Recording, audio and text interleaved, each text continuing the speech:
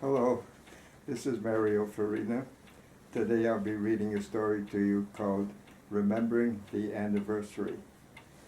This is the picture at the front of the story. That story is available in this book, which was published just a few days ago. It's available at Amazon. The reason that I'm reading from papers instead of from the book is because the type in the papers is larger. Remembering the Anniversary.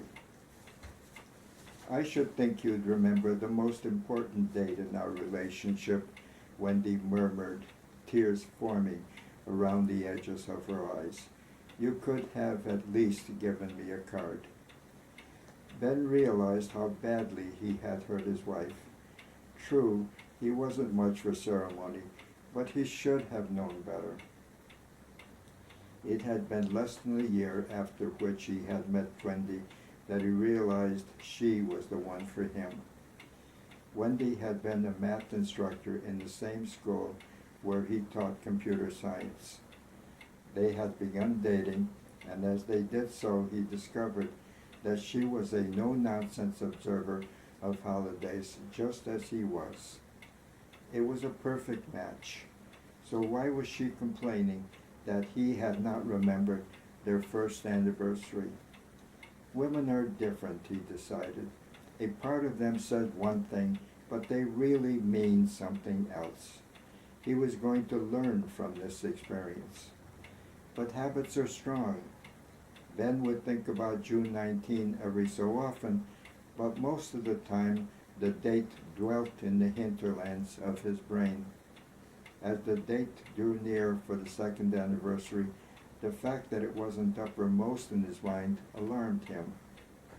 To avoid the horrible blunder of the year before, he composed a short computer program that would remind him of the date every day from June 1 until the actual anniversary date. He tested the program to make sure it would work. On June 1, when Ben started his computer, the screen simulated a brilliant explosion of sun-bright lights which quickly turned to a midnight blackness with stars streaking at the speed of light from the inner core of galaxies to the outer edges of the universe. This spectacle was repeated several times, after which the normal startup procedure took over. Ben smiled. There was no way he would experience this panoply and not remember the anniversary. Day after day, the display materialized. June 2, June 3, June 4. The program was working beautifully. On the next day, Ben paid less attention to the message. After all, he knew what it was and what it meant. On the next, he paid even less attention.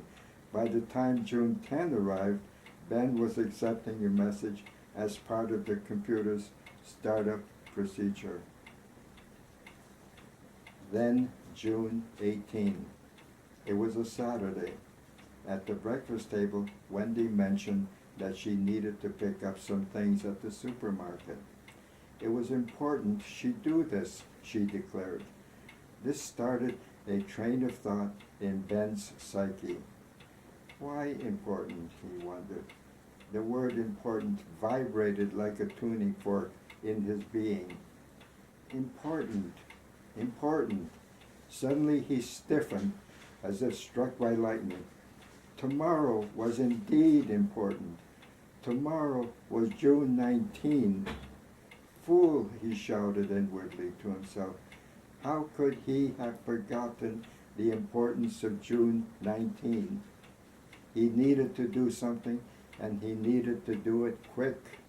Otherwise, he was going to be in the same kind of deep trouble that only a victim of a woman scorned could know. Wendy had left the house taking the SUV. The only vehicle available was the bicycle. This would work. There was a florist on 6th Avenue only a couple of blocks away. They sold cards. Ben decided to splurge and purchase a bouquet of flowers as well as the card. He wheeled the bike out of the garage, vaulted to the seat, and sped to the shop.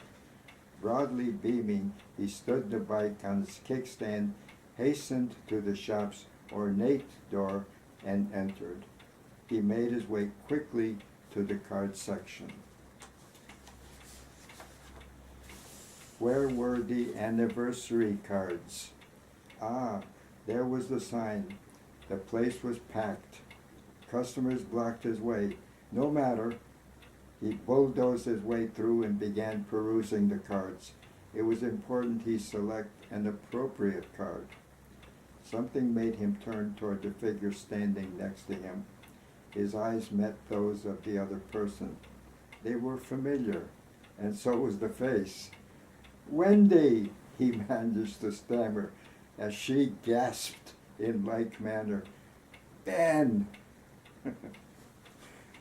And that's the end of the story. Thank you for looking. Thank you for listening. I'll have another story for you tomorrow. Bye-bye.